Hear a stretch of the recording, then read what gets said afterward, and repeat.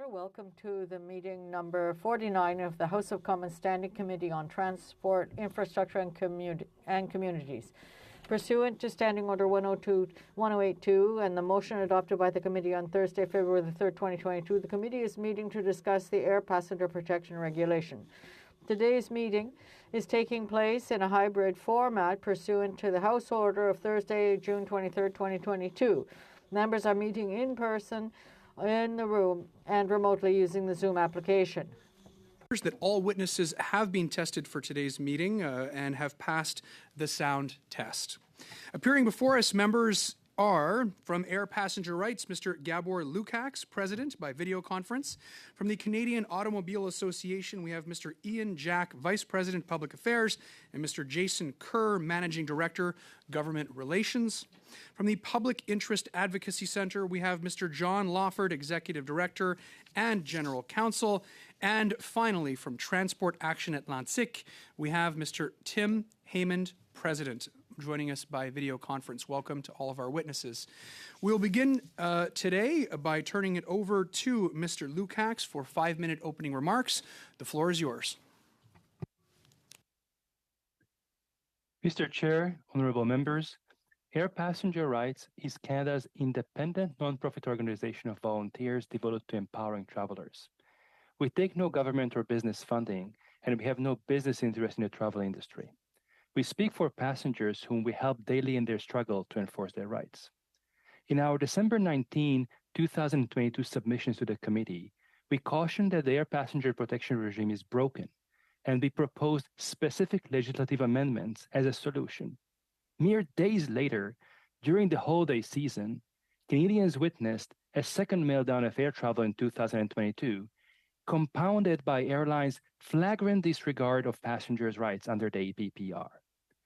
During inclement weather, airlines left hundreds of passengers confined to aircraft on the tarmac without proper food and water for up to 10 to 12 hours, contrary to Sections 8 and 9 of the APPR.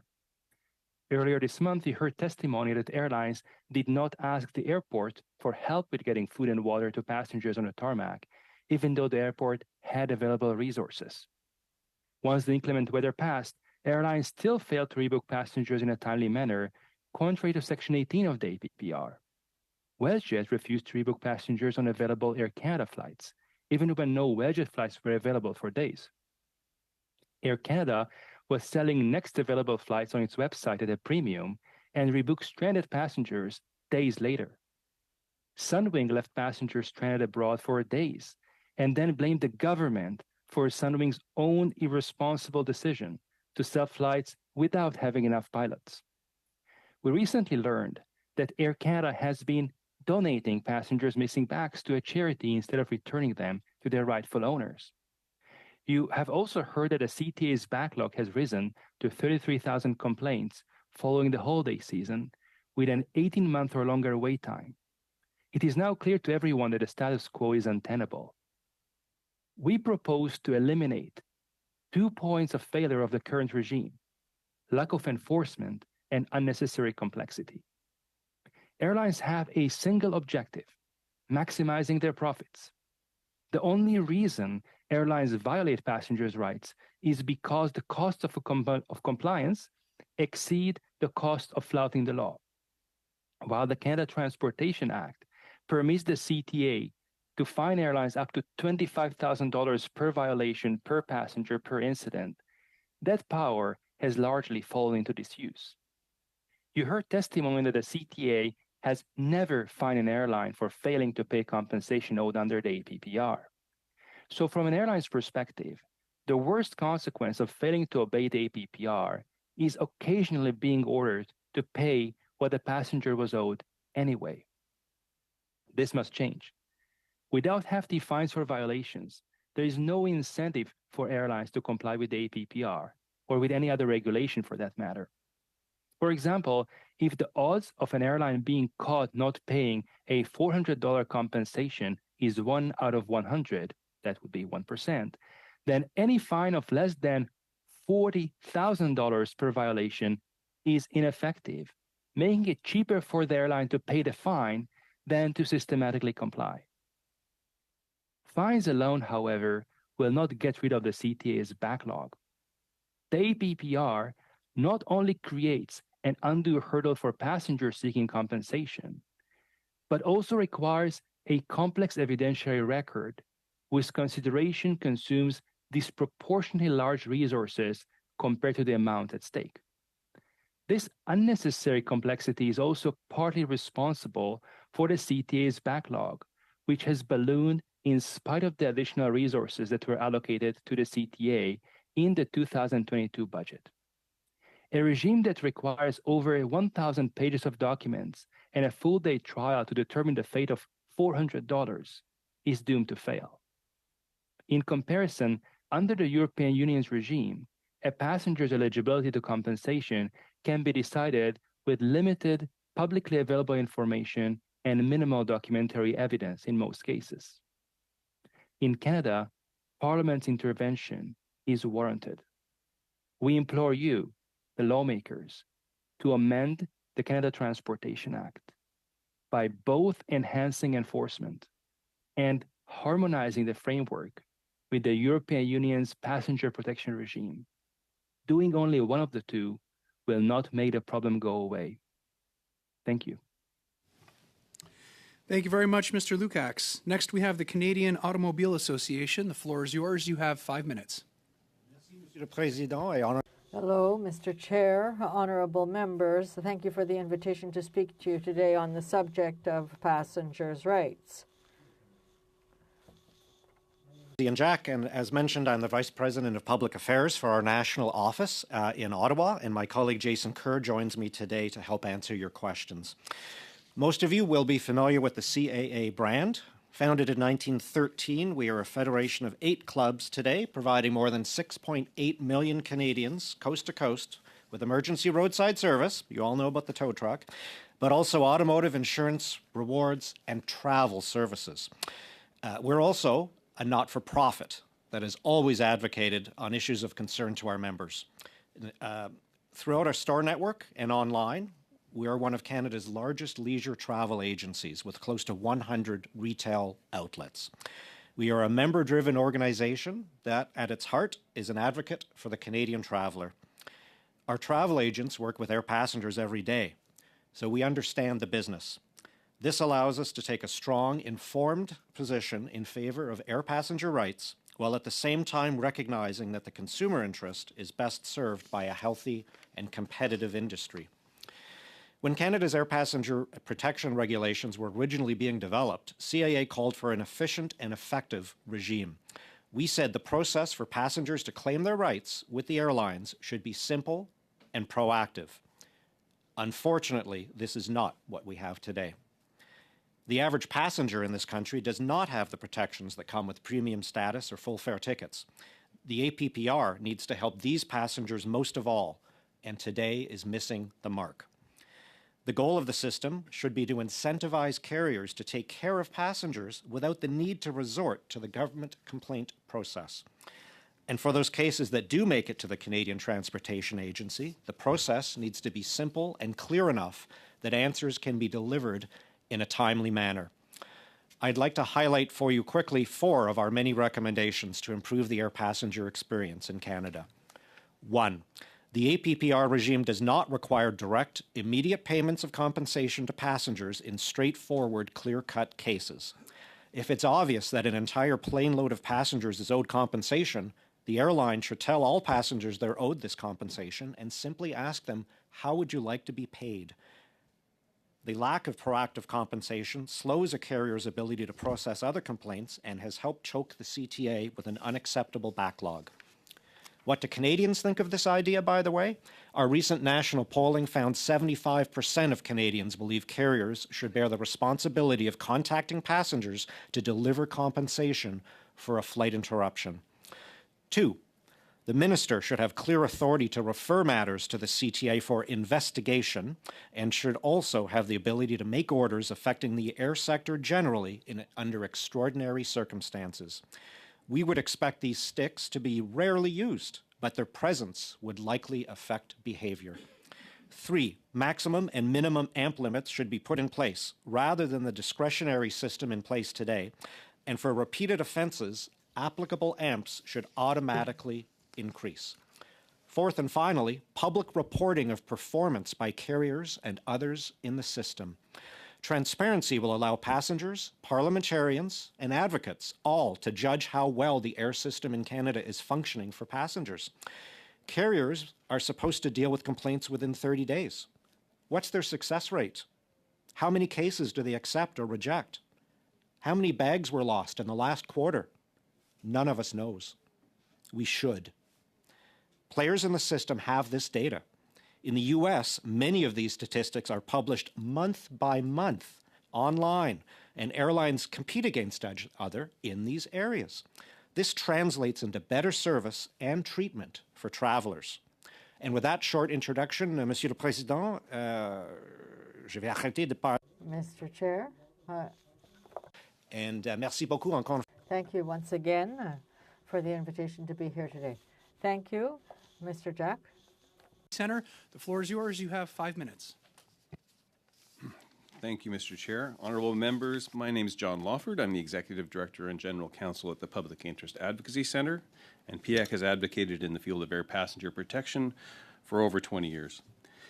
Until just before this Christmas travel season, PIAC had hoped that the air passenger protection regulations were adequate.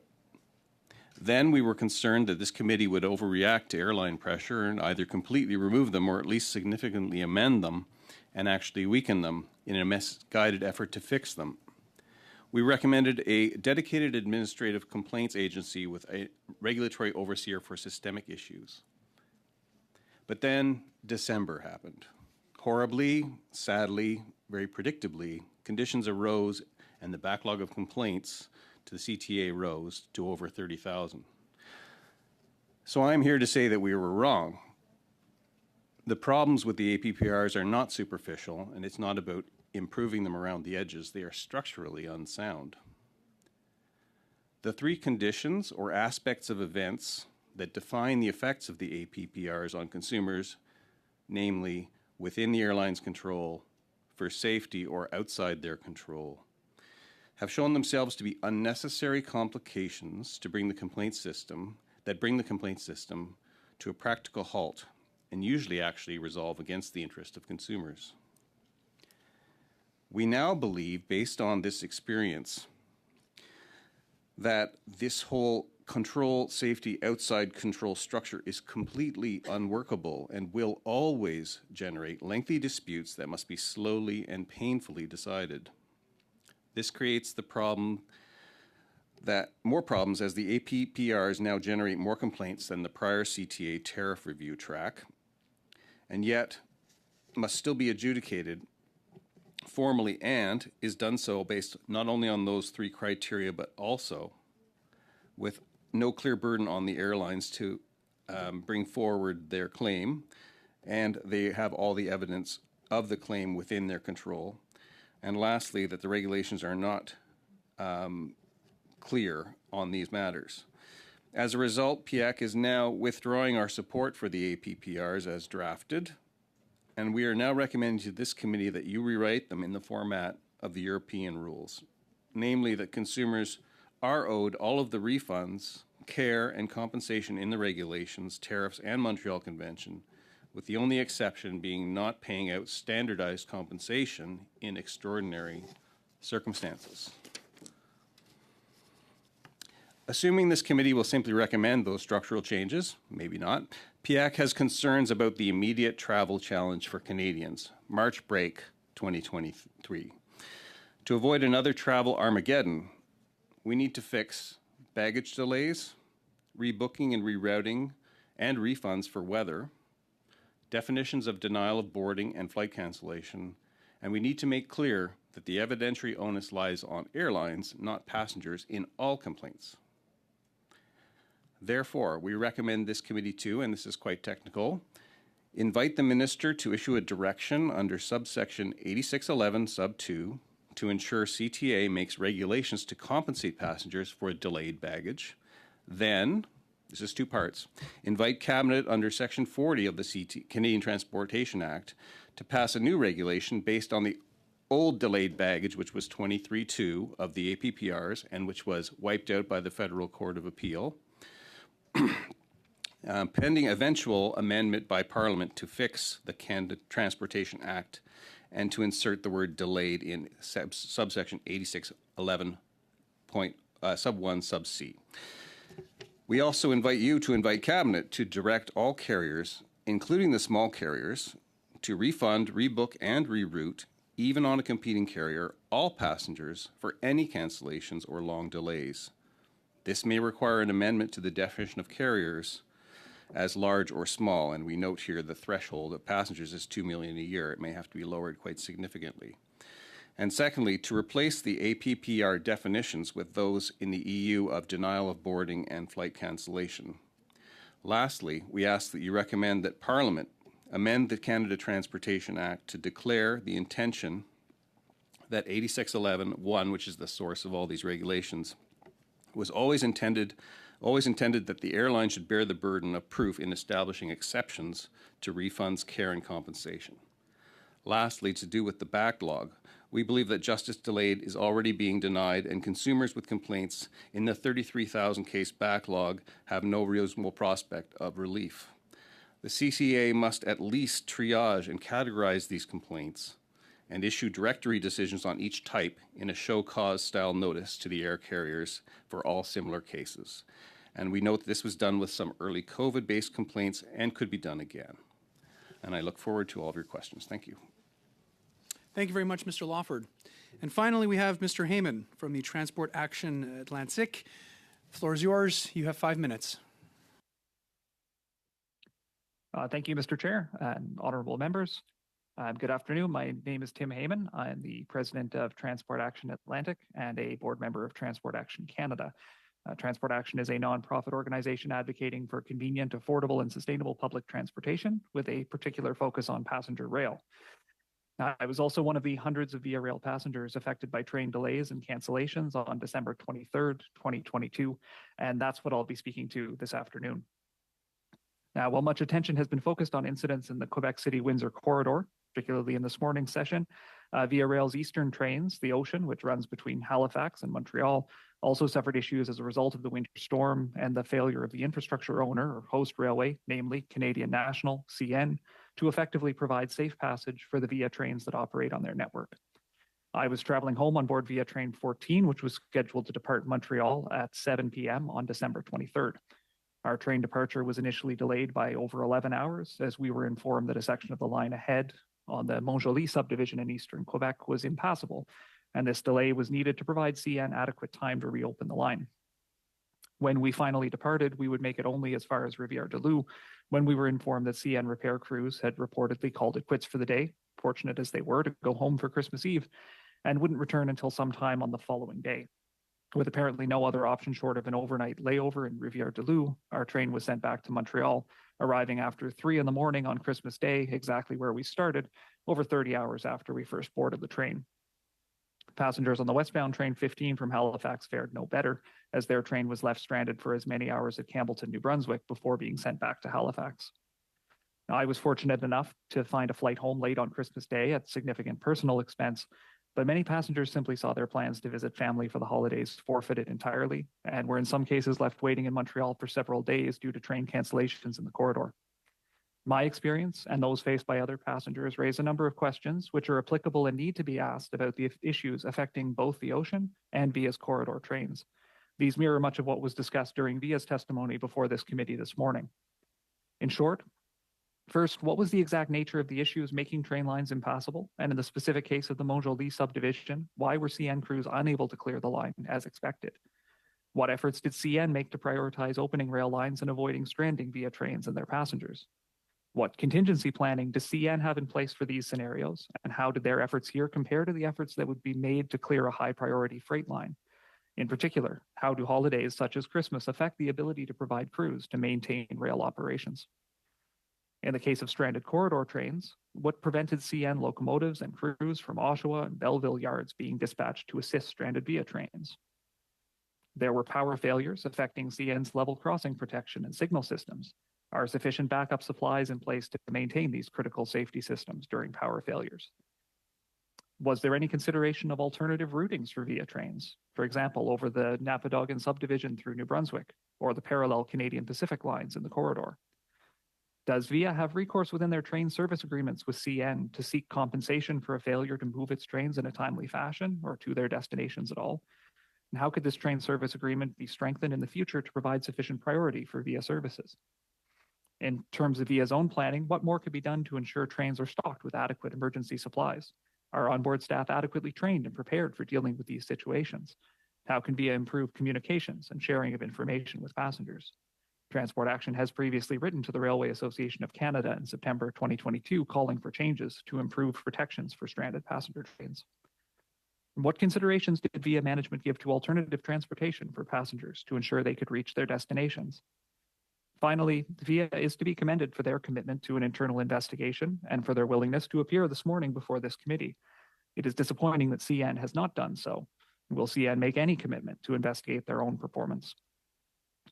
In closing, Transport Action believes that the abysmal performance of Canada's tattered passenger rail system this holiday season should be grounds for a full investigation, beginning with the work of this committee, to determine where government, VIA Rail management, and the host railways have failed, and to recommend immediate action to address this national embarrassment.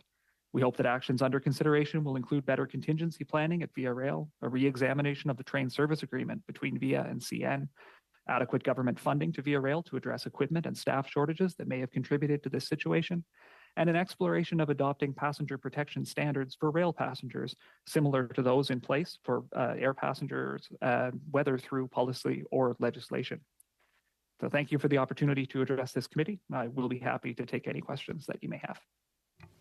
Thank you very much, Mr. Heyman. We begin our line of questioning today with Mr. Strahl. Mr. Strahl, the floor is yours. You have 6 minutes. Thank you, Mr. Chair. And I just want to make sure, I appreciate we've heard from some witnesses here prior on APPR in general, and the reason we're meeting now in advance of the House returning is because of the urgency of the situation. These are emergency meetings based on that particular incidents that occurred right around the Christmas break. So I did want to just reiterate that we are here kind of on an urgent basis because of that breakdown. Mr. Lukacs, I wanted to talk to you about the system where, as I understand it, someone sitting in seat 13A, if they're capable and file a successful APPR claim, that the airline does not automatically give the same benefit, even though everyone on the plane experienced likely the same delay or cancellation. It said had the same experience. Have you heard? Is there any movement towards, or do you believe that an airline, once it has been determined that one passenger on a plane on a flight should receive compensation, that should automatically be given to all passengers on the same plane? Thank you for the question. There is no doubt that common sense dictates that if one passenger is eligible to compensation, then others on this plane should be. What we actually have been hearing is quite the opposite, where people sitting next to each other, possibly husband and wife, both file a claim, and one receives compensation, other receives a rejection, citing various excuses that are provided under the APPR. What we also need to bear in mind, though, that the compensations amount is based on delay at the destination. So if you have two passengers traveling to a different destination, the delay of a given flight or the cancellation of the given flight can affect their arrival time at their final destination differently. Okay. So eligibility can be done on a flight basis. The actual amount of compensation may vary based on the passenger's travel plans. Okay. The other thing that we've kind of been focused in our previous discussions about stranded passengers, people that were sleeping on the couches in hotel lobbies in foreign countries. But you raised in your testimony the issue about baggage, and that is one that I think has been overlooked, or obviously people. The focus of the media, et cetera, was more on the stranded people. But as you've said, through TikTok videos and media reports, individuals who have been able to track their own bags because they have tracking devices in them discovered that quite frankly, an outrageous routing from, Montreal to Toronto to warehouses and even when the bags were found, it was determined that that private property of an individual had been, as you said, donated by Air Canada in this case. What are there remedies in the APPR to punish the airline for that outrageous behavior, or do people have to really seek outside, go to the courts, go to small claims court, et cetera, to get back what they're entitled to? Let's separate APPR from enforcement. You see, APPR is a regulation. The problem with APPR is the airlines don't follow the APPR. Whether you go to small claims court or other means of enforcement, that's about how you enforce your rights as a passenger. The APPR, with respect to baggage, incorporates the Montreal Convention, which is an international treaty, and it's part of the Carriage by Air Act. And it expands it also for domestic baggage loss and damage. And what Mr. Lawford mentioned is with respect to delay, there's a little bit of problem that was created. But for baggage loss, it's clear that it's just the Montreal Convention. In situation when the airline wrongfully disposes of the baggage, as what we have been hearing, that would be an exceptional case under the Montreal Convention where the airline has an uncapped liability for the baggage's content, as opposed to the usual approximately 2,300 Canadian dollar liability cap per passenger. But what we have been seeing, that an airline would take a passenger's property and donate it without authority to a third party, that is not really within the realm of civil matter. It's a criminal matter, as we have heard from a Toronto lawyer. And in my view, that what we would need to see there is actually a criminal investigation into how that is possible when it is happening on a large scale. Very interesting. My next question, Mr. Lukacs, is about we heard even this morning from Via Rail when I asked if passengers that use rail should come under some sort of compensation regime like APPR when they're delayed, like they were for 13 hours. They talked about factors outside of their control. They don't control the lines, etc. We hear the same from airlines when we talk about passenger compensation. They say, well, we don't control the airports, we don't control NAV Canada, we don't control the security lineups, we don't control CBSA, etc. They talk about shared responsibility or shared accountability. How do we factor in that fact that there are times when airlines are just kind of on the pointy end of the stick, but perhaps other entities have had an impact, or is that simply just a way to deflect responsibility? We need to distinguish between responsibility vis-a-vis the passenger and the ability of the airline to seek compensation from third parties. In the European Union, they thought about this, and that's why you have Article 13 of the European regulation, which makes it clear that the airline's obligation to passengers does not derogate in any way from the airline's ability to go after those third parties. So this type of excuses are something that the two large corporations, the airline and maybe subcontractors, should resolve among themselves in commercial litigation. That's not a consumer matter. Thank you very much, Mr. Lukacs. Unfortunately, I'm going to have to cut you off there. We're out of time. Next, we have Mr. Badaway. Mr. Badaway, the floor is yours. You have 6 minutes. Thank you, Mr. Chairman. I do want to express my sincere appreciation for all the witnesses that have come out tonight or today. I think what we're looking for here is to attach the how to the what. We all understand what the challenges were, maybe not as intimately as those that were experiencing it directly, but from what we hear and the testimony that we've heard throughout the past two meetings, we understand the what. What I'm more interested in is the how to deal with these challenges. We've heard from the industry, from the travel industry, such as the airlines and rail. But more importantly, I want to hear from you. And I do want to remind those that are giving testimony that the testimony will be placed on the paper, and with that will help us come forward with the how, which is the recommendations that this committee will be presenting to the minister with an expectation for his response to be appropriate and accordingly. And so with that, I'm going to, again, as I did with the providers, I'm going to get more into the weeds, more granular in terms of my questioning. My first question would be for Mr. Lawford. Mr. Lawford, do you think that the airlines as well as the rail companies have been short-sighted in their approach to passenger rights? yes. The first obligation they feel, of course, is to profitably operating, and the negative externalities of running too many flights without adequate staff or with enough cooperation amongst these shared accountability partners means that consumers have to absorb any difficulties first and most painfully. So that would be my answer.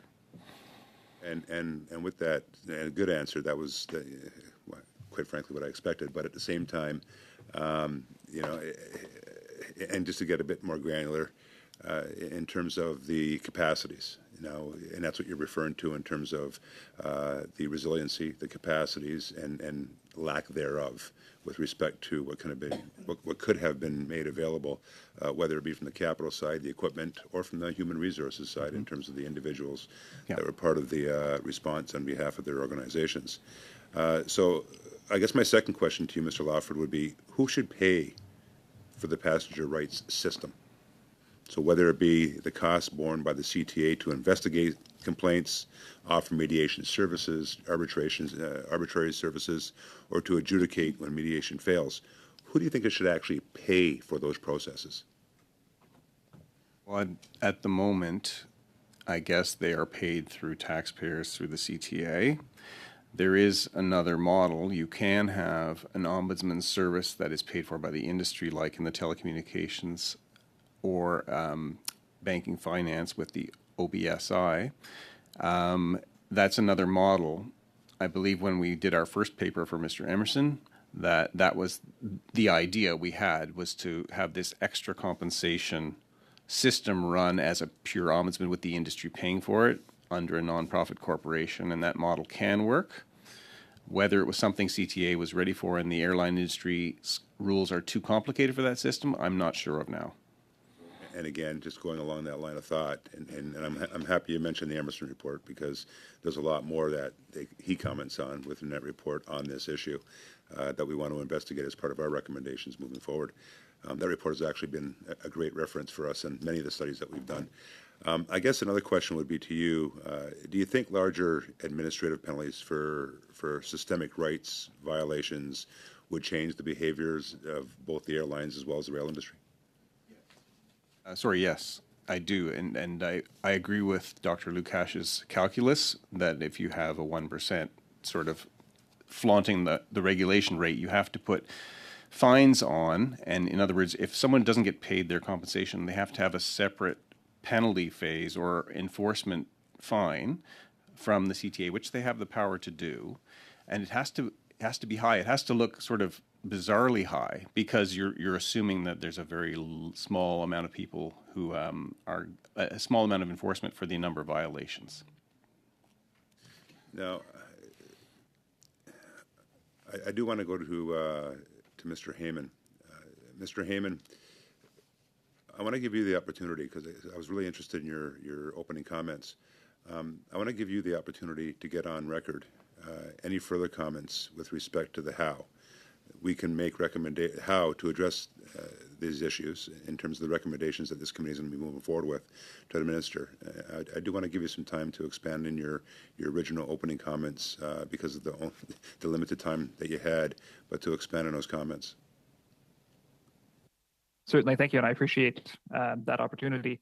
I think there's two kind of main points there in terms of thinking about the how, or at least where to focus that effort when we get to the discussions around specifically the rail sector and how Via Rail's performance was affected at times like this.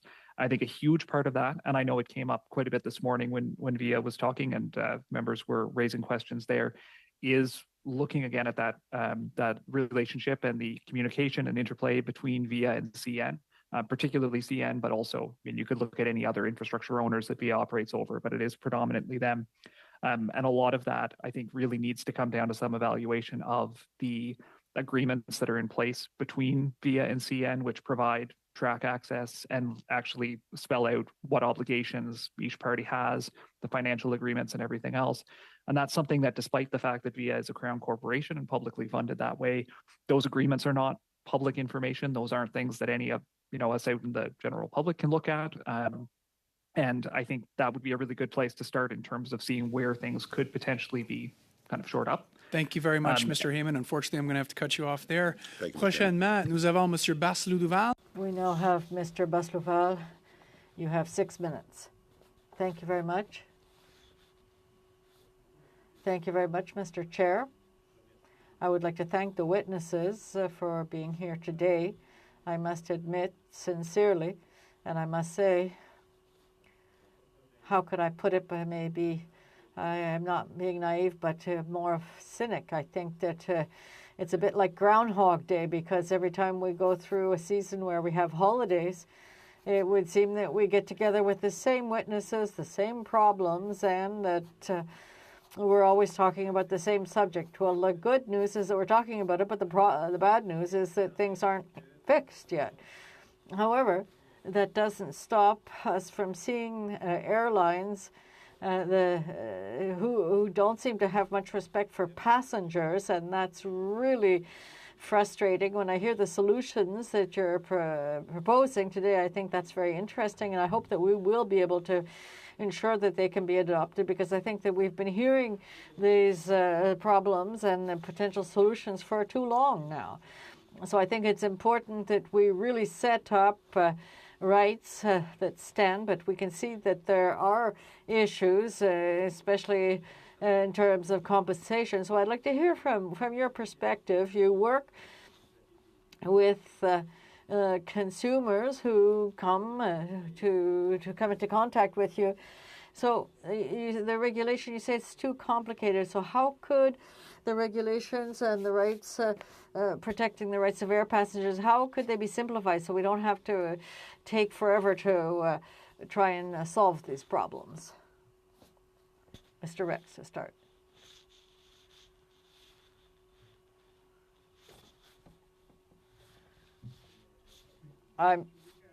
Mr. Lukacs, are you hearing the translation? I just now heard, yes, thank you. Okay. Thank you for the question. The way to simplify the regulations, first and foremost, is to harmonize with the European Union's classification and approach to the entitlement to compensation. Under the European system, there are only two categories: flight disruptions that are caused by events that are normal to an airline operation, and that would include maintenance issues, and extraordinary circumstances that would involve events like sabotage, like act of terrorism, or a situation when a whole fleet of a particular aircraft model is being grounded around the world because of some manufacturing defect. What that allows is, even if one may argue that it may be arguably perhaps harsh with the airlines on its face, it results in a system which is very simple and therefore overall saves the money to the public. Because in that type of system, determining entitlement to compensation takes a very few numbers of bits of information: the flight's supposed arrival time, when the passenger actually arrived, and whether there was an extraordinary circumstance, and that's it. Merci. Thank you. I heard several suggestions put forward by some of you that the compensation should be given proactively, and that that should be generalized through all of them, and eliminate the category where things are out of the control of the carrier. Are you unanimous on these possible solutions? Maybe we could hear Mr. Jack. Whether we're unanimous or not among the three of us, we'd have to caucus, I suppose. But look, I think there are a bunch of measures that I heard from my two colleagues that we would be supportive of, and I hope the same is true from them. I think that there are, as you said yourself, many obvious problems. Some of them have obvious solutions, some don't, and that's fair, but some do. And the perfect can be the enemy of the good. I hope that at the least when these recommendations are put forward by the committee, that we can push forward at least the low-hanging fruit. We can expect, a lobby from other folks who are affected by this stuff on some of this, but there should be some very simple things that we can agree on. I mean, I would go, for instance, to the transparency piece. It's very difficult to argue against that, and here we are talking about what a poor job the carriers are doing, and we all believe that, but I don't know that any of us know exactly how many complaints that they're receiving internally, how many they're disposing of, and how many people they're saying yes to and how many people they're saying no to. That information they keep to themselves. There are other industries, and I think telco was cited. You can look up in this country how many complaints each of the telco carriers had, as an example, and how they were disposed of. In the U.S., you can do that now. A lot of these carriers fly in the U.S. In the U.S., you have to provide this information, and it's available online for anybody to judge performance. So that's not the be-all and end-all, but there's a very simple example of something that would help all of us to do a better job and to put on pressure where it's warranted. Merci. Thank you. We get the impression that if people are complaining to the CTA, it's hard. They have hurdles because it's the carriers that have the information. And so there's many of the passengers really feel as though they're not able to get justice. I've heard about speaking with respect to passengers' right. I think that the burden of proof has to be reversed. I agree completely with the question of passenger rights and their point of view that it's crucial that they reverse the burden of the proof. And if that were to be the case, the carriers would find that the many problems with the regulations would be solved, but also the structural problems with the three categories, as I was speaking about. Thank you very much, Mr. Lawford. I think you're out of time. We now have Mr. Boulris. Mr. Boulris, you have 6 minutes. Thank you very much, Mr. Chair. I simply would like to allow Mr. Lawford to finish his answer. Thank you very much, Mr. Boulris. I was about to say that the three categories are not strictly necessary. We have a European system without such differences, and this system works very well. As has been said, when there are problems, then all of the passengers have a clear path to compensation, and there can also be companies that can take care of the complaint for the passenger because things are very clear. We could have the same thing here, but we really need to radically change the regulations in place. Thank you very much, Mr. Lawford. Of course, our legislation and regulatory system is sufficient for air passengers. I think that we all agree we do need to do more to ensure that that be the case. Mr. Heyman, you were a prisoner of a train that was delayed for, I think it was 30 hours that you said you were caught in this train. With your understanding of the situation, which portion of the responsibility do you put on Via Rail, and how much do you put on CN as the owner of the railway?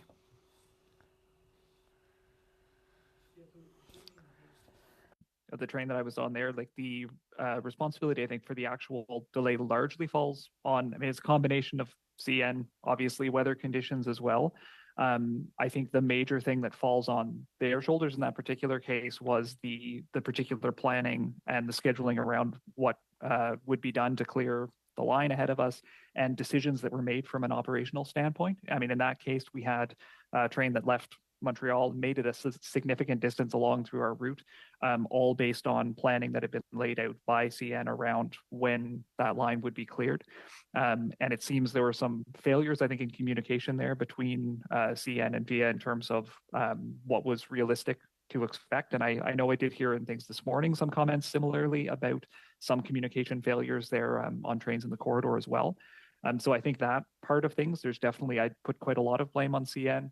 I do think there are some potential communication issues again on VIA's front as well. I will say credit to the onboard staff that I dealt with there. They were generally doing the best that they could in the situation, but they were often pretty strapped in terms of the amount of information that was provided to them or that they had to pass on to passengers. And there wasn't a lot of clarity as we went along about exactly what would actually be happening. So I think some things could be improved in that front on VIA's front, but certainly the actual the way that the situation unfolded, I think there's a lot of focus to go on CN there, and I which is why again I think it's really unfortunate that they haven't been here speaking to this committee. Excellent point, Monsieur. Excellent point, Mr. Heyman. I noted that earlier today. You're also right that the Via Rail employees are very professional, and of course I also appreciate their service whenever I take the train. Mr. Heyman, do you think that it could have been a little bit easier, maybe not ideal, but would it have been easier if the Via Rail, the public service, was the owner of the tracks where the train goes, and not to have a private company that on top of it refuses to answer questions? I think at the end of the day, that would alleviate a lot of issues. I understand that it's obviously there's, I guess, logistical challenges with all of that, but we've certainly been able to see when you look at VIA's on-time performance reporting across their system and generally how smoothly things run within their operations, the areas where they routinely perform the best are the stretches of track, particularly thinking of between Ottawa and Montreal, some parts between Ottawa and Brockville, where they are in fact the owners of the infrastructure, where things can actually be properly scheduled and planned to accommodate passenger operations. Things definitely run smoother in general, the general run of things around there. And certainly you need look no further, even outside of these exceptional situations, the routine delays and routine issues that face VIA trains, particularly on longer distance services. But even in the corridor where there are much more frequent trains, there's still chronic delays and chronic issues which have to do with CN dispatching and the conflicts between freight and passenger operations running there. So anything that moves towards better control for that and better scheduling around priority being given to passenger trains would absolutely improve that situation in my perspective. Merci, Monsieur. Thank you very much, Mr. Chair. You have 45 seconds left, Mr. Boulris. Well, Mr. Lukacs, what do you think of an automatic reimbursement for air passengers if there are delays on flights, as we've seen? You think that wouldn't be an easy, simple solution that we could set up? Absolutely, I strongly support not only simple criteria that matches the European regime, but also that airlines will be required to proactively pay those compensations to passengers without the passenger having to run after the airline and ask for the compensation. Monsieur Boulris. Prochainement. Thank you, Mr. Boulris. Mr. Lewis, the floor is yours. You have 5 minutes. Thank you, Mr. Chair. Thank you to the witnesses this afternoon. Learning some pretty neat things here too. I guess specifically with regard to the EU and how that model looks compared to our model here in Canada. And I guess I would start by saying perhaps what we should be looking at is not only the Air Passenger Protection Act, but the Air and Rail Passenger Protection Act, because in some dialogue this morning with the previous witnesses, I'd asked the question. So, is our rail system? Do they have the same constraints, if you will, about how much time somebody can be on a train compared to how much time somebody can be on a plane sitting on a tarmac? And the answer, what I really heard, was no. So this is very, very important testimony.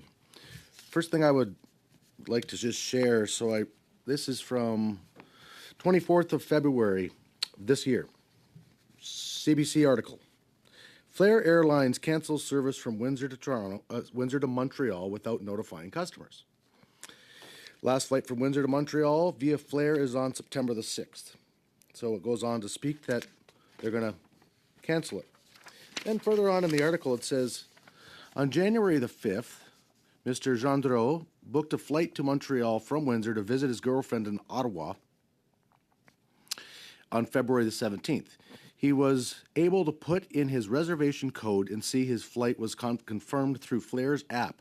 But when Gendreau went on the airport's website to book another trip in March, he saw there were no flights available. So he was able to book it, he's paid for it, and now they're saying that it's not, he won't be flying because they've canceled that flight.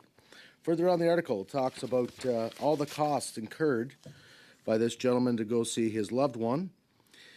Trains that he's booked to get from Montreal to Ottawa. He's talking about canceling hotel rooms and whatnot.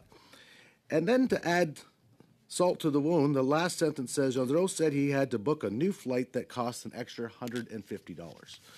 And that's not with Flair. That'll be with another airline. So my first question is, to Mr. Jack, do you believe that it should not only be about the passengers that have showed up at an airport and didn't get to fly, but those that have booked in advance and now are saying, no, you're not flying. If you want, it's going to be more money. Is this part of this conversation?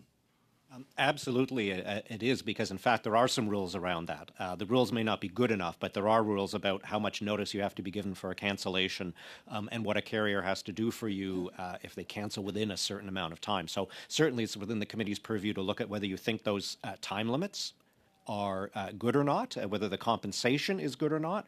And as well, we would point you to the fact that when the APPR was written, there was a bit of a carve-out for what were then considered smaller carriers, which is everybody smaller than Sunwing and Transat and the big two, as well as in some ways for the what they're calling the ultra low cost carriers, and that would be Flair and Swoop right now. Through you, Mr. Chair. To Mr. Lawford, so you had mentioned, and thank you, by the way, for bringing up options for us, right? And you had mentioned that you would like to see the minister have the power to change this, but then also that he can go back to his cabinet. Would it not make more sense to use all 338 members of parliament, as each one of our regions are unique? We know what our passengers are facing in all of our ridings. I would just love some comment on that, please. Sure. Sorry if I was unclear, and I will be happy to provide our recommendations in written form to the committee so you can read them. What I was referring to is there's already a power, two different powers. There's one for the minister to direct the CTA to make new regulations under 8611 sub 2, and then there's a direct cabinet power to tell the CTA what to do in section 40 and in effect make regulations. So I was referring to those, but I did invite Parliament to actually change the Canada Transportation Act to put the full burden of proof on the airlines, which is something all of you members can do together, and I would love to see that in a bill. And I agree that Parliament's usually the best place to say the real will of Canadians. Thank you. Thank you, Mr. Lawford. What am I at, sir? 45 seconds. 45. I'll be quick through you to Mr. Heyman. So, sir, would you agree with me that, just going back to my original remarks there, that I believe that there's a disconnect between rail and the airlines? Would you agree that the ministry should be indeed making life easier for the rail lines and setting out those guidelines for them so that when there's a 13-hour delay, they don't have to make a decision? It's already black and white for their people. Does that make sense to you, sir? Thank you. Yes, I would certainly agree with that. I think there's definitely some merit to that. And I would also encourage on that front, there's been talk here about looking to the EU for passenger protection standards around air passengers. There's also some good existing standards there for rail passengers as well.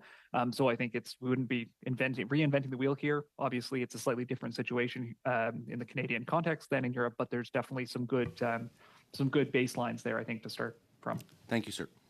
Thank you very much, Mr. Lewis, and thank you, Mr. Heyman. Prochainement, nous avons Monsieur Iacono. We now have Mr. Iacono. You have the floor for 6 minutes. Thank you very much. I would like to thank all of the witnesses for being here today. My first question would be for Mr. John Lawford. And the minister was saying that they wanted to improve the APPR and to improve the process and reverse the burden to the carriers rather than on the passenger. And do you think there's anything that would help to set up this objective? I did mention a few changes, immediate changes that are somewhat technical for certain problems for the passengers, but largely, I think that we need a new bill to change the Canada Transportation Act, because we have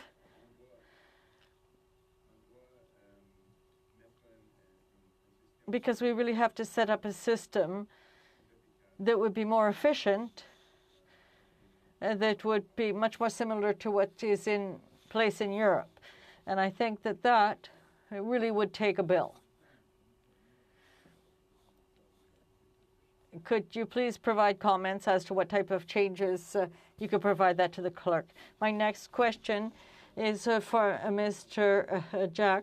We have heard much testimony that with respect to what is in place now, the carriers are really favorized because they have to go before the passengers have to go before the CTA, and the passengers feel that their rights have been violated. Do you agree with that evaluation? And if yes, so what do you think would be an efficient way to change the situation? The incentives today are skewed. So we talked in our opening remarks, and I think some of our colleagues have talked here as well, about needing higher potential AMPS fines, if you will, so that the carriers are aware of that, so that they prioritize more highly taking care of their customers, let's put it that way, and processing complaints within their systems. Some of this is within the business operations of these companies, and they need to do a cost benefit. And I think right now, doing the cost benefit suggests to them that they don't have to invest as much in this as we would all like to see them, so that we end up with a system. Ultimately, what we all wanted here was a system where there were no complaints to the CTA, because every carrier felt incented to take care of their passengers properly before you had to complain to a government body. That's clearly not where we're at right now when we look at that backlog. My question would be for the others. What would be another method to have greater responsibility rather than having monetary penalties?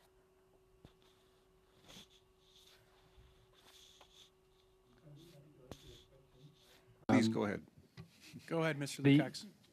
Thank you. Our view is that it is not a single solution problem. One needs to have pillars that together result in the solution of the problem. On the one hand, we need to have much more simple eligibility criteria so that there will not be a backlog, so that it will take just a few minutes or maybe less than half an hour to determine in any case whether compensation is owed. And for those outliers where the airline is not following the law, there should be sufficiently strong penalties that create a disincentive for disobeying the law and makes it cheaper for the airline to comply with the law than to actually engage in a fight and disobey the law and flout the law. One or the other may have some improvement, but only doing the two at the same time is going to solve the problem. Est-ce que vous voulez ajouter? Do you have anything you'd like to add? No, I would simply add one thing. With the complaints in telecommunications, if you can't solve the problem with your supplier, you have the possibility of giving it to the CPRC, and they will take that on as their own complaint, which they send to the supplier. And that system, if you don't get a response within 30 days, you give the consumer everything they've requested. So we could use the same thing here, but we don't have the system set up yet. Thank you very much, Mr. Iacono. Prochainement, nous avons Mr. Barcelo-Duval. We now have Mr. Barcelo-Duval. You have 2.5 minutes. Thank you very much, Mr. Chair. I learned with great enthusiasm when I heard that the passenger rights are going to be reformulated. I hope that gives some results. But if I remember the last time that we had some changes made for passengers' right, we were saying, well, really, this can't happen again. People needs to have refunds, compensation when their flights are cancelled. But in fact, it was the government that paid, not the carriers, and to close the gap. And so it's now going to become an obligation so that people have to put it on another flight within 48 hours. Otherwise, the client can ask for a refund. If there's a cancellation of a flight, do you think that the 48 hours to get a refund, or even to have a flight, whether it's the 35th or 47th hour, is that a reasonable delay? No, that is not reasonable. And I agree with Dr. Lukács, and I think that he has much more experience, and he would be better to answer that question for you. Thank you. In terms of the refunds issue, the current APPR is actually a step back compared to what has been declared by the agency in the law for the past 20 years, and it is also inconsistent with provincial consumer protection laws. It is a very obvious no-brainer standard in that if a flight is canceled for any reason, the bare minimum a passenger can do is seek a refund, even if the airline offers them an alternate in 3 or 6 or 9 hours. It doesn't matter. They had a booking for a given flight. That flight no longer operates. Therefore, the passenger has to get back their money. J'aimerais aussi avoir l'occasion de laisser CAA. I would like to also allow CAA to respond. I have another question. I learned that right now there are major carriers and then there are smaller carriers. And they have different regulations and different penalty situations that are different. And I was very surprised to learn that Air Transat and Sunwing, Flair, they are not obliged to respect the same obligations as the major carriers. And do you think that is correct? And otherwise, what kind of changes would you suggest?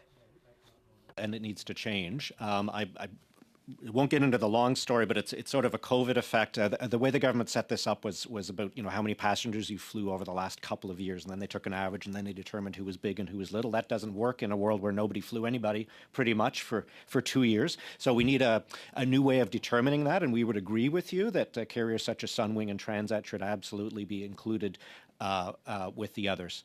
The small category was originally intended just for truly small carriers. Somebody, Air Quebec, let's take an example, right? Who it would be unreasonable to put the same burden on them as on a multi-million or billion-dollar corporation. As for the other question, I think Jason can help that. Unfortunately, we don't have time to expand on that. Perhaps in the next round. Merci, Monsieur Barcelou-Duval. Prochainement, nous avons Monsieur Boulris. We have Mr. Boulris. Thank you, Mr. Barcelou-Duval. You have the floor, Mr. Boulris.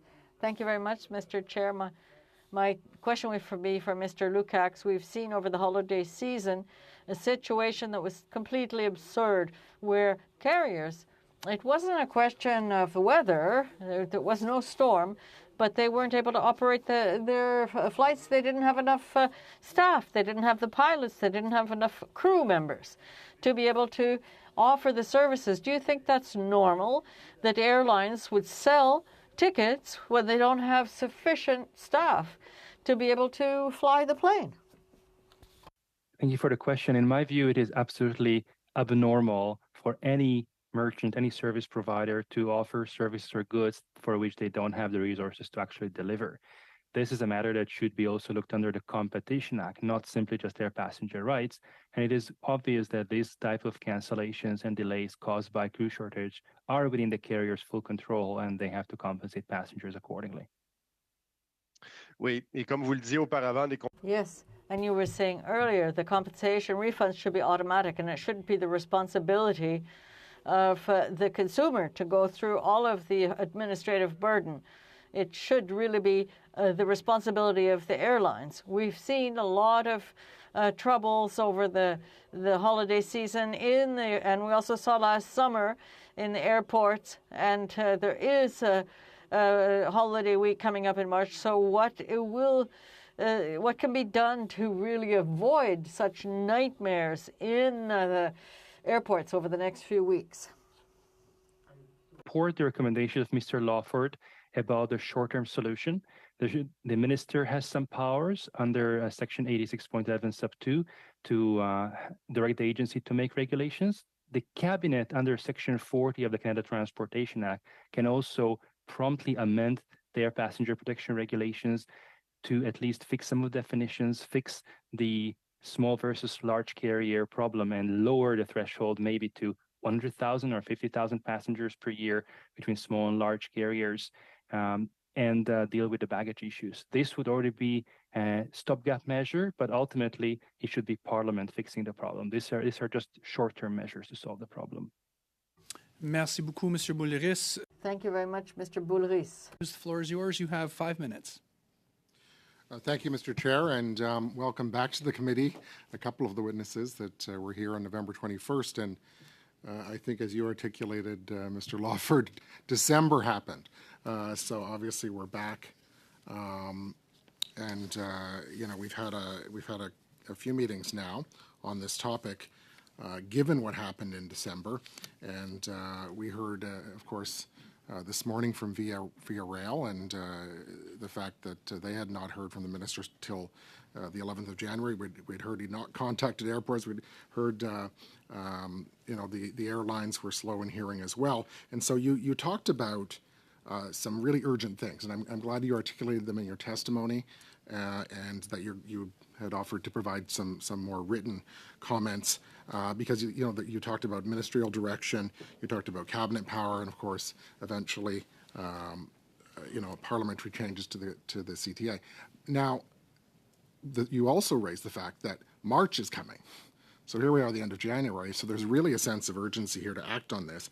And I note with some interest that yesterday the minister said, well, mark my words, there's changes coming this spring. Well, this spring is after March. So what is your reaction to that, and how can we expedite this? Forgive me if I don't know what power this committee has to make the minister move. I'm presuming you can rush out a report as quickly as possible. That would be appreciated. And ideally, yes, the recommendations that are technical that I'm making, they're not that technical, would be something that could get under his nose. We're trying to get people a right to compensation for delayed baggage, not just lost baggage. We're trying to get people home when there's weather incidents, whether they're on a Sun carrier or, you know, Air Canada, because there's really no difference.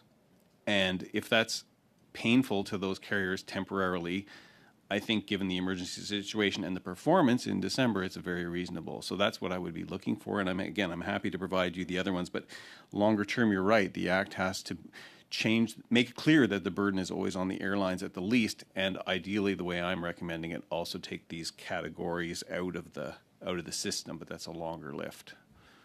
So in your view, some of these changes could happen quickly. Absolutely. Given March is coming. Yeah, as long as you can get cabinet and the minister on the same page. All right, thank you.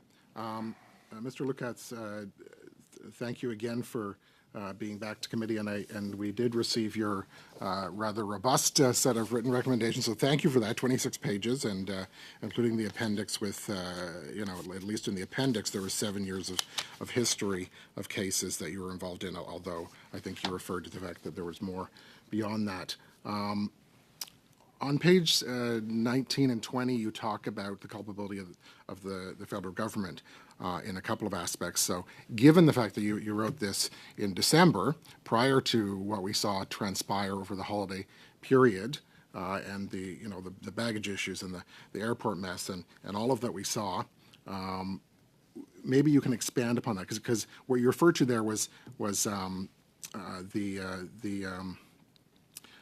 campaign to sort of defeat passenger rights that took place around the time of the beginning of the pandemic. And I think that speaks to maybe one of the two aspects you were talking about, the lack of enforcement. So maybe you can sort of expand upon that in view of the fact that we've seen what's happened in the past month. Thank you for the question. So when the pandemic started, several emails have been floating between Transport Canada and the Canadian Transportation Agency. They are emanated primarily, it seems, so far from Air Transat, requesting help to defeat provincial consumer protection laws requiring refund for passengers whose flights were not operating. And the Canadian Transportation Agency and Transport Canada were complicit in that. And ultimately, a misleading statement was issued on the Canadian Transportation Agency's website on the 25th of March, 2020, giving passengers the false information, false impression that they have no right to an actual refund, but they somehow have to just accept vouchers. We are currently continuing litigation to unearth everything that happened there and to hold the Canadian Transportation Agency accountable for that. That type of disinformation campaign continued in the recent amendments to the APPR, where the government was misleading the public to believe that there was a gap in the APPR while none existed. The obligation to refund passengers has been the law in Canada since 2004, just it hasn't been consolidated into a single piece of legislation in the APPR. What the government has done now in September 2022 is actually backpedal on the existing right for a refund and create the impression, again, false impression, as if passengers did not have a right to refund if their flight is canceled for reasons outside the carrier's control, but the airline offers them an alternate flight within 48 hours. Thank you very much. Unfortunately, we're going to have to end it there, Mr. Lukacs. Next, we have Ms. Koutrakis. Ms. Koutrakis, the floor is yours. You have 5 minutes. Thank you, Mr. Chair, and welcome once again to our witnesses who are here before us this afternoon. Critics have described Canada's air transportation system as having a data black hole, wherein reliable data on on-time performance or customs and security cues are inaccessible or unreliable. Mr. Jack, I think you touched upon that earlier in your testimony, and I was just wondering if you agree with that statement and if you can expand. And if so, how can the Government of Canada increase data transparency to empower all participants in air travel to make an informed decision which will improve operational performance? Absolutely. That was one of the 4 things I mentioned as well in the opening remarks, which is that, so specifically on the carriers, more transparency where we can all understand, what is their rate of resolving complaints. We know how many complaints come to the CTA, but we don't know how many complaints go to a carrier where people have asked for something, and we don't know how many times the carriers say yes or no, how many bags they're losing, et cetera, et cetera, et cetera. This information should all be public, so as it is in other jurisdictions, so that people can judge and people can put pressure on carriers. People can even decide to who they want to fly with based on who's losing more bags out of Pearson, if they want to. Why not? To the broader point of data, though, I think you're quite right that we've had longstanding concerns that go back to before even the APPR about, let's say, CATSA and their on-time performance and how that's measured and how transparent they are.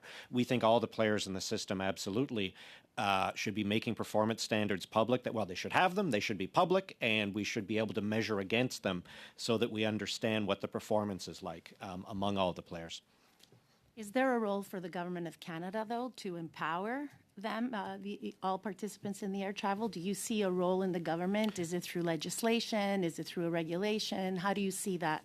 Whether it's legislation or regulation, I won't offer an opinion on. I'm not. That's for the lawyers, I think. But somebody in government has to do that, yes. Because, as I also said earlier, the carriers have all this information. They're choosing right now not to make it public. Somebody's going to have to tell them to do it, I think.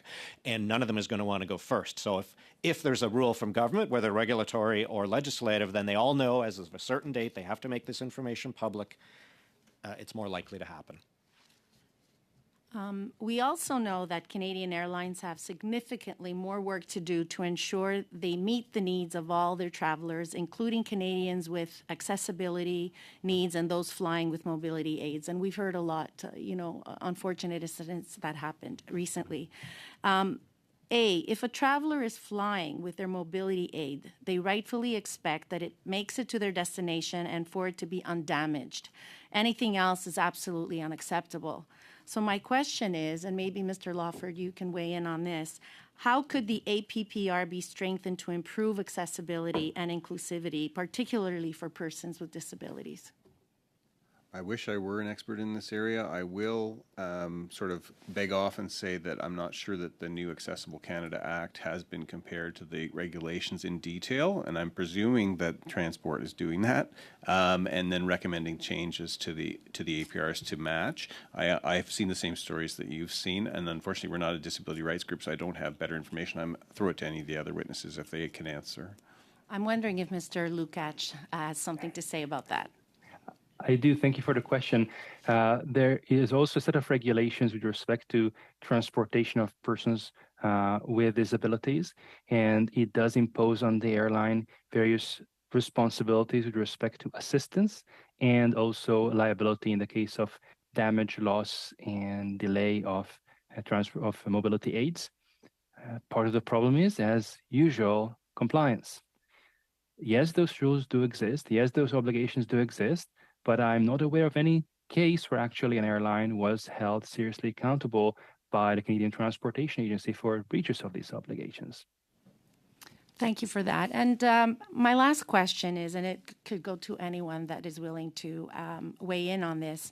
We've recently heard about cancellation flights from Sunwing, from Saskatchewan, recently, I believe, in Winnipeg as well, effectively ruining the plans of thousands of Canadians. And I know that we've heard, that compensation is the way to go, but what responsibility do you believe airlines should have towards their customers in these circumstances? Besides compensation, is that the ultimate, or are there other things that air carriers should be responsible for? Thank you for the question. The law has already been quite clear in this area that airlines do have to rebook passengers on alternate flights. Certainly that has been applicable to large carriers, both for domestic and international. It is applicable through the Montreal Convention, even to small carriers operating internationally, although it may be more hard for passengers to enforce that. That's one more reason that we so much support abolishing or the distinction between small and large carriers, or lowering the threshold between small and large carriers to clarify that point. Thank you very much, Mr. Lukács. Unfortunately, we don't have any time to expand on that. Thank you, Ms. Koutrakis. Prochainement, nous avons Monsieur Liu. Next, we have Mr. Liu. You have 5 minutes. Thank you, Mr. Chair. Thank you to the witnesses for being here this afternoon. My first question, and any of you could answer, and I think I might prefer that more than one of you answers this question. Why is it, and this is not the first time we see this type of problem, why are we still asking the questions when we see that there are models elsewhere, for example, the European model? Why are we still asking questions and wondering why changes haven't been made? So according to you, what's really going on? This is not a problem that came up last week. It's year after year we're seeing this situation. So according to you, what's the stopping? Is there a lack of interest, a lack of intention of someone somewhere to protect passengers and citizens? Well, we're stuck between two paths, a Canadian path, if you will, with a system with the three categories, with the large and small carriers, and then we see, well, we had problems that were foreseeable, maybe not, but we can always step back and change directions, but it is going to take quite an effort with Parliament, with you, with your recommendations, in fact. And also, of course, there was the pandemic that really put a lot of stress on the whole air transport system. I agree with John.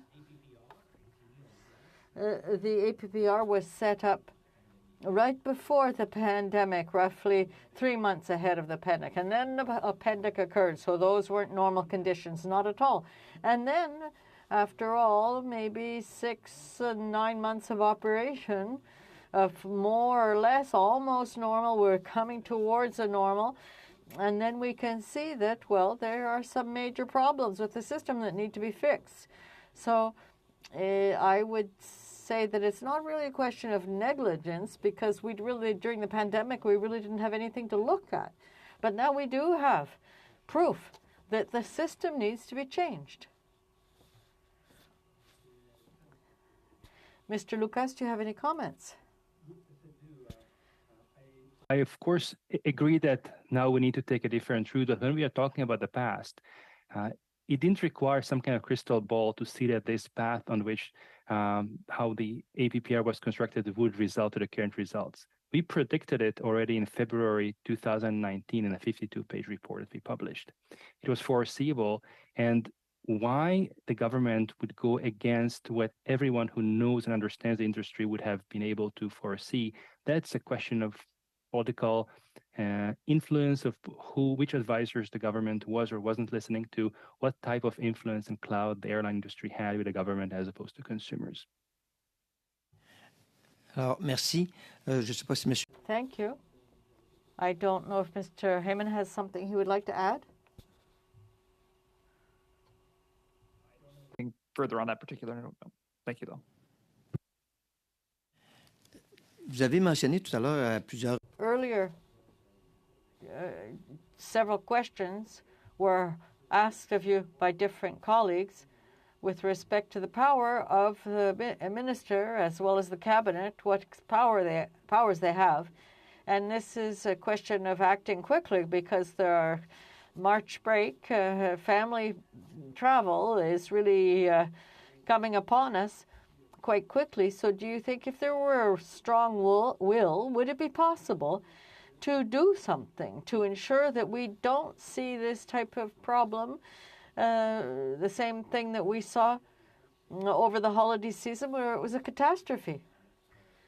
I think the minister, through directives, can act quite quickly because that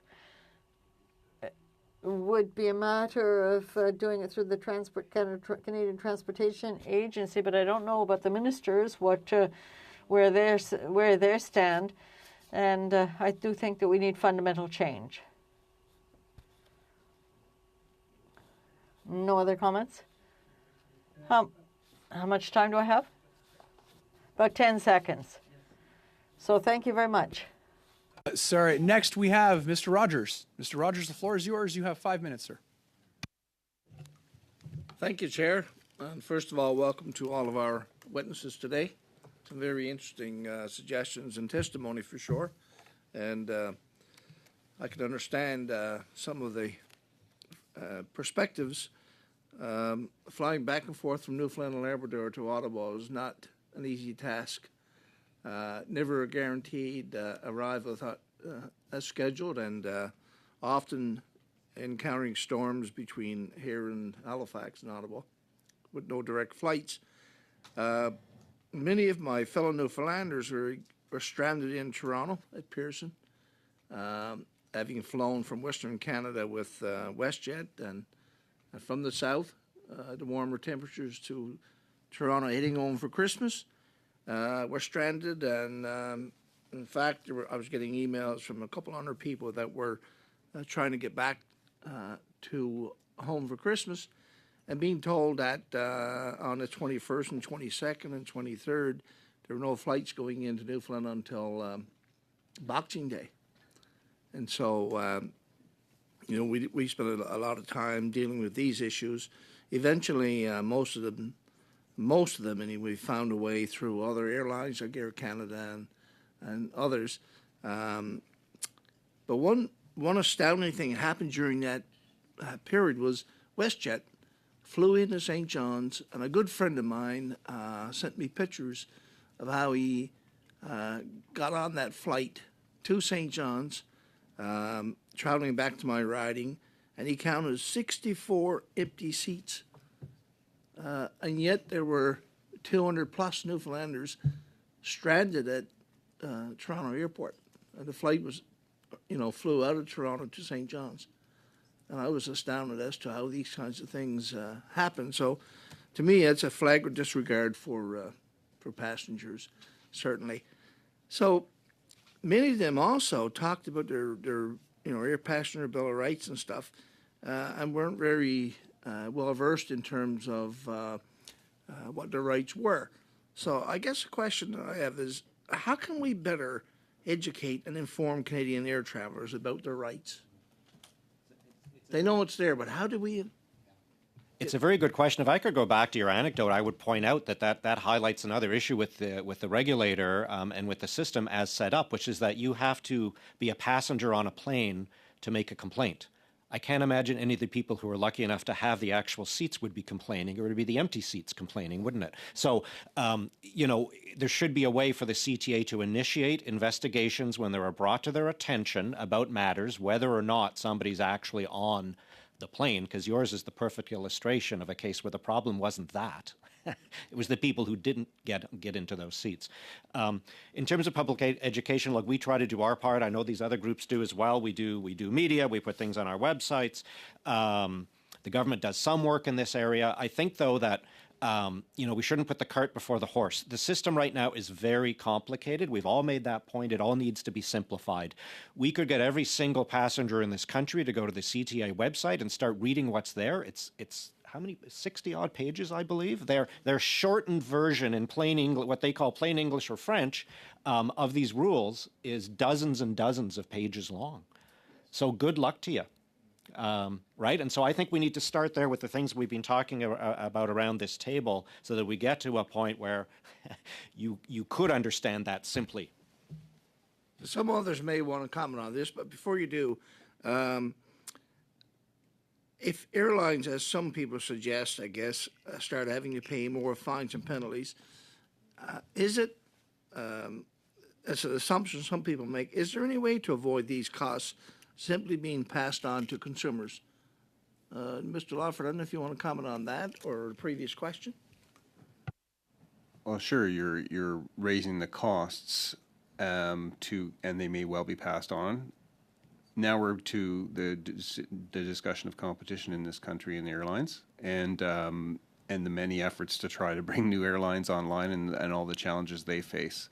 So yes, I think it would increase prices and they would be passed down. On the other hand, maybe I would get where I'm going and maybe I would get compensation if I didn't get there, which is not a bad thing. So that's putting the public interest ahead of corporate interest. And as long as they're not going out of business, I think that's a good thing. Can I just say, I think sure. The point of higher amps is not to raise money for the government. It's to incent the airlines to do a better job in the first place. And so we shouldn't assume that there'd be tens and hundreds of millions of fines against the carriers, that the cost would, in the end, if the system is working properly, be all that high. It would, as Mr. Lukash said, be for very egregious situations, which we can all hope would be quite rare. Thank you very much, Mr. Jack, and thank you very much, Mr. Rogers. That concludes the time, sir. Prochainement, nous avons Monsieur Barcelot-Duval. We now have Mr. Barcelot-Duval. You have 2.5 minutes. Thank you very much, Mr. Chair. Up until now, we've talked a lot about airline companies, and of course, I'm really interested in this and passenger rights, but we also have with us Mr. Heyman, rather. We have heard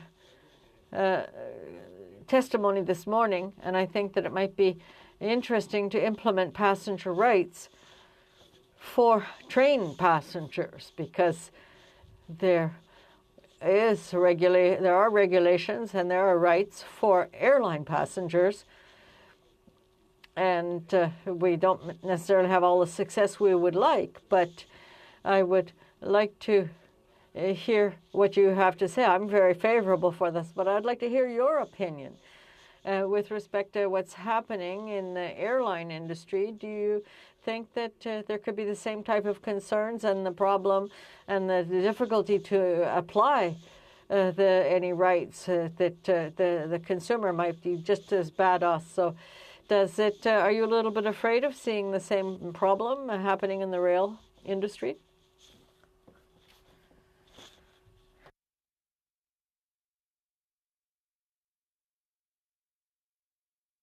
Oh, sorry, I wasn't sure if you were directing that to folks in the room there. Yeah, I think that's definitely a potential concern there. And I would certainly hope that if there is a movement to adopt passenger protection in regulations similar to what's there for air passengers, for rail passengers as well, that the government would look first at the experience with the air passenger regulations, and certainly where those have succeeded, but also, as has been quite clear today, where those have failed and where there are shortcomings, and look to try to incorporate those kinds of considerations in right from the outset. And that's where, again, I say there's also other models to look at there, looking to the EU and seeing some other examples of how things could be structured.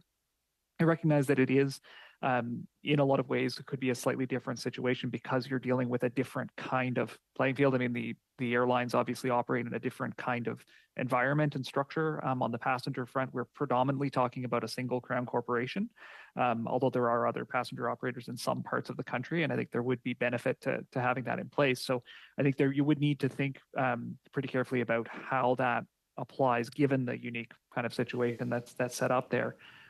Merci beaucoup, Monsieur Heyman. Malheureusement, Thank you much, Mr. Heyman. Unfortunately, we don't have any time right now. We have Mr. Boulris. You have 2.5 minutes. The floor is yours. Thank you very much, Mr. Chair. My question will be for Mr. Lukacs and Mr. Lawford. Theoretically, in a capitalist system, the client is king. And when you come to airline passengers, it's more like they're cattle, and they can be exploited, and they're used for profit. So, do you think it can become to the point where it would be better for an airline company to pay compensation rather than giving the proper services? Don't you think that's absurd? That we don't have adequate competition when it comes to the airline industry. And that relates to barriers to entry to the market, as well as limitations on foreign ownership when it comes to travel to services within Canada, air travel services within Canada. So what we are seeing is more kind of race to the bottom, as you have observed, than a meaningful competition in providing better service to passengers.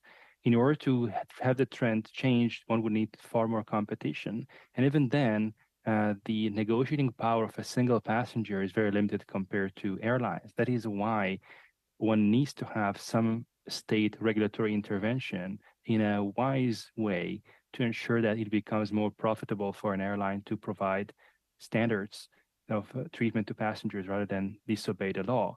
And the role of good regulation is to set a level playing field for all competitors that they all have to meet as a bare minimum. Merci, Monsieur Lawford. Thank you, Mr. Lawford. Do you have any comments? I would just like to add also that Mr. Jack has mentioned data that for us and for consumer, that does give us a purchasing power that is substantial. Merci beaucoup. Thank you. Perfect.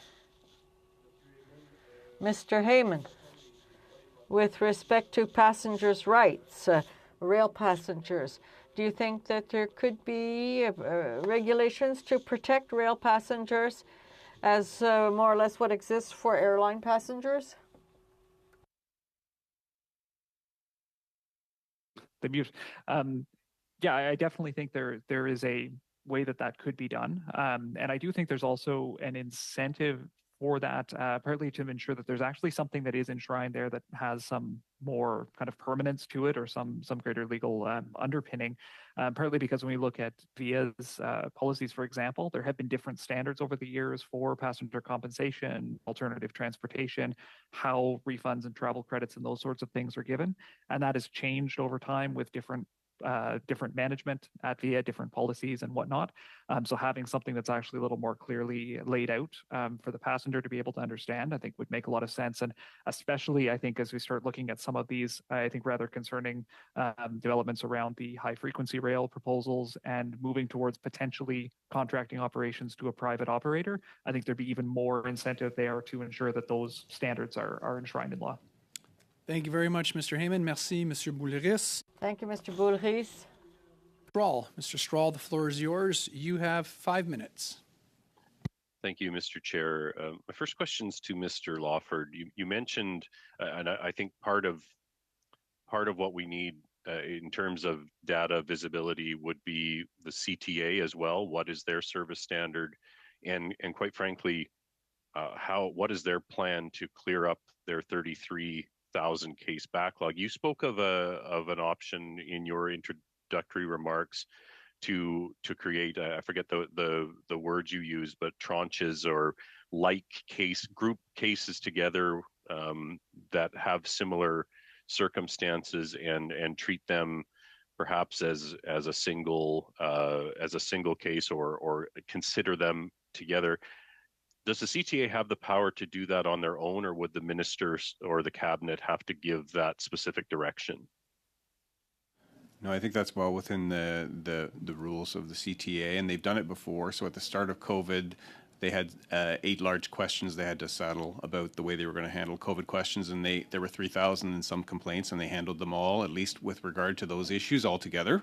The system I'm suggesting is done in telecom all the time. So you have you pick one case that seems representative of many, and you say, here's how we adjudicated it, and then show cause to anybody else that your case is different. And in the expectation, the industry would then settle them all because the answer, except in very special situations, would be exactly the same. And I think that's well within their rules. Right, and certainly I think that we would welcome them taking that sort of action to get back on top of their caseloads. Right now, it's unreasonable to have someone wait for days for a flight and then wait for months to have their issues resolved. I wanted to perhaps start with you on.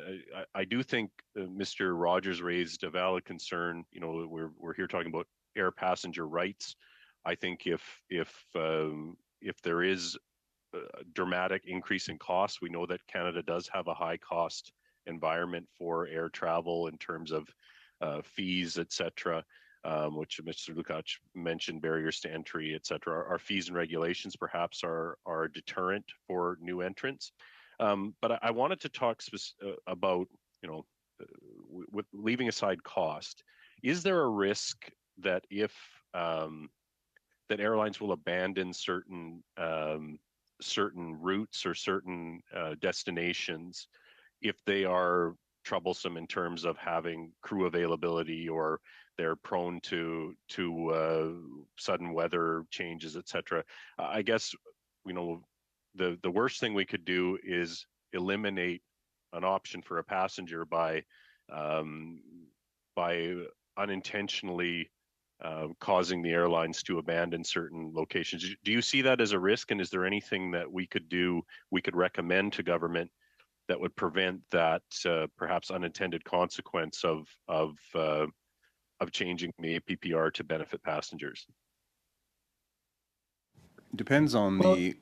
Oh, sorry. Who's answering? No. Both of you. Okay, I'll be very brief. I would say you might want to consider an obligation to serve on certain routes, especially rural routes. I don't believe that's necessarily imposed by the minister or the CTA at the moment, and I think that would help. And then I'll pass it over to Gabor if he's trying to speak. In terms of the aspect of cost, because of insufficient competition, it also means that the ability of the airlines to pass on cost is somewhat limited when you look at oligopolic pricing. But in terms of deterring airlines from certain routes, operating an airline is not a charity at the same time. They provide a service, and that service has to be reliable. We have to also weigh the concern of how much damage, how much cost it actually costs the economy when passengers don't get to their destination on time, when they do get stranded, how much loss of productivity that means. We should rather think in terms of how we can help the airlines to become more reliable, what kind of infrastructure, grants, developments, fundings can be provided to airlines to become efficient, and worry about them abandoning routes. And if I have any time left, Mr. Chair? You have 30 seconds, Mr. Strahl. Okay. Well, could you talk, Mr. Lukacs, just the barriers to entry, maybe rattle off a few that we would be interesting to this committee? The main barrier to entry is foreign ownership requirements, that only a company which is deemed Canadian can operate domestic service within Canada. So currently, if you have a Lufthansa flight coming into Toronto, they cannot pick up passengers from Toronto and transport them to Montreal before they fly back to Europe. with some trusted countries and their trusted airlines, it would be certainly helpful to open up the domestic market for more competition. Thank you very much, Mr. Strahl, and thank you, Mr. Lukacs. And finally, for today, we have Ms. Koutrakis. Ms. Koutrakis, the floor is yours. You have 5 minutes. Thank you, Mr. Chair. Thank you, Mr. Chair. And Mr. Lawford, in your testimony, you said following the December events, PIAC is now recommending that we perhaps adopt the European model for the APPRs. Some have suggested simply cutting and pasting European passenger rights. Is this something that you agree with? Is this the approach that you would recommend? And can you see any unintended consequences that might arise from that in Canada? I don't think that if you're cherry picking certain more extensive rights that it's going to fix the backlog or necessarily result in more compliance by the airlines. Because of the 3 streams we have in Canada, it's needlessly complicated. So that's ultimately the idea, is to get rid of those. So there's only extraordinary circumstances as an excuse to not pay the compensation which is otherwise owed. Apart from that, then you can add on additional European requirements if you feel the air passenger is not being treated in accordance with Montreal Convention or other, what we want to have for flights in Canada. It's tempting to just cherry pick them, but I think, as I said in my remarks, we're going structural here. At the very least, the burden has to shift to the airlines, because that would give the consumers a result in most cases more quickly. Do we have any data to know how satisfied European travelers are with their passenger rights? Do we have any data on that? I'm going to throw that actually to Dr. Lukacs, who I think would have that, or maybe Mr. Jack. I don't have the data with me.